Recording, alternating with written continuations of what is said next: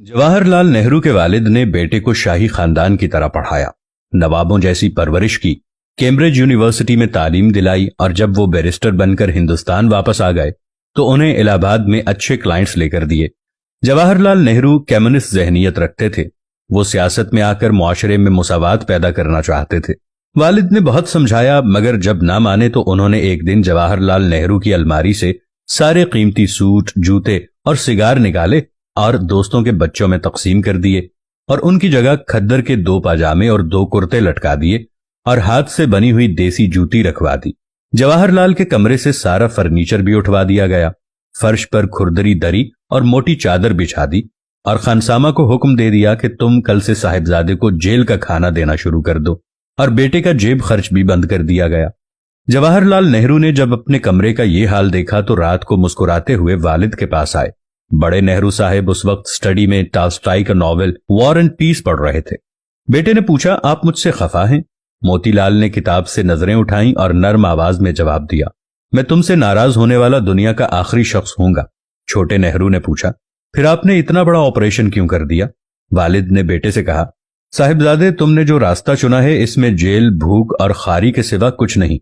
मैं चाहता हूं तुम आज ही से इन तमाम मुश्किलों की आदत डाल लो जो इस रास्ते में तुम्हें पेश आने वाली हैं। दूसरा ये कि गरीब के पास एतबार के सिवा कुछ नहीं होता, लिहाजा ये सोच समझकर दूसरों पर एतबार करते हैं। तुम अगर आम आदमी की बात करना चाहते हो तो फिर तुम्हें खुद भी आम आदमी बनना चाहिए। तुम इंग्लैंड के सूट और इटली के जूते पहनकर गरीब की बात करोगे तो तुम पर कोई एतबार नहीं करेगा। मैं नहीं चाहता दुनिया मेरे बेटे को मुनाफिक कहे, चुनाचे तुम आज से वो कपड़े पहनोगे जो गरीब पहनता है और तुम इतने पैसे ही खर्च करोगे जितने गरीब की जेब में होते हैं। जवाहरलाल नेहरू ने वालिद का हाथ चूमा और फिर मरने तक गरीबों जैसा पहना और खाया। हमारे मुल्क का सबसे बड़ा अलमिया ऐसी लीडरशिप का फुकदान है।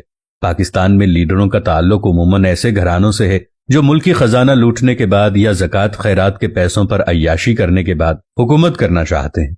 हम डर्टी पॉलिटिक्स के एक खौफनाक जाहड़ में गाते खा रहे हैं।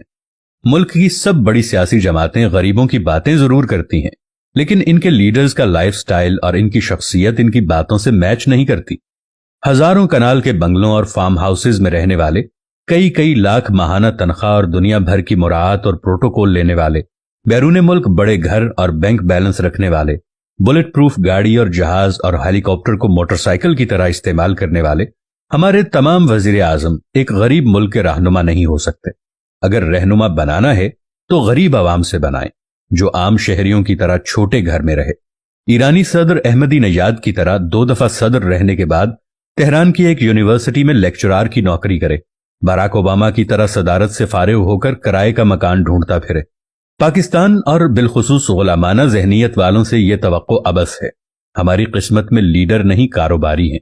हमें तो यही एहसास होता है कि हम अंग्रेजों की गुलामी से निकलकर अपनों की गुलामी में आ गए हैं।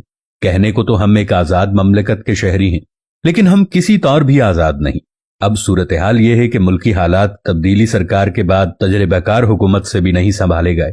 डॉलर, महंगाई, अद्वियात, बिजली और पेट्रोलियम मसनूआत की कीमतें तारीख की सबसे बड़ी बुलंदी तक पहुंच गई हैं।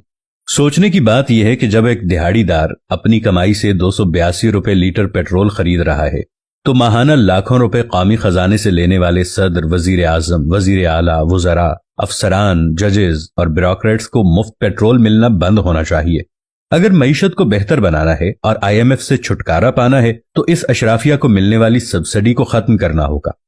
अगर पाकिस्तान में 20,000 अफराद को पेट्रोल फ्री की सहूलत मयसर है और अगर एक ऑफिसर माहाना 400 लीटर पेट्रोल इस्तेमाल करता है तो इसका मतलब यह हुआ कि हुकूमत को माहाना 80 लाख लीटर पेट्रोल फ्री देना पड़ता है। इसे खरीदने के लिए माहाना तकरीबन $80 लाख दरकार होंगे। ये है वो नासूर जो मुल्क को IMF के चुंगल से आजाद नहीं होने देता। तमाम सियासी पार्टियों से वाबस्तगी अपनी जगह, लेकिन अब मुल्क की अशराफिया का फ्री पेट्रोल बंद होना चाहिए। फ्री बिजली के यूनिट्स बंद होना एक अच्छा अमल है। फ्री हवाई टिकट बंद होने चाहिए। गैर मुमालिक में फ्री इलाज बंद होने चाहिए। हुकूमती कैंप ऑफिस खत्म होने चाहिए। बड़े बड़े बंगले अलॉट होने बंद हो जाने चाहिए। जब तक अशराफिया इन अय्याशियों से दस्तबरदार नहीं होती तब तक अवाम से भी समझने की उम्मीद नहीं रखी जा सकती।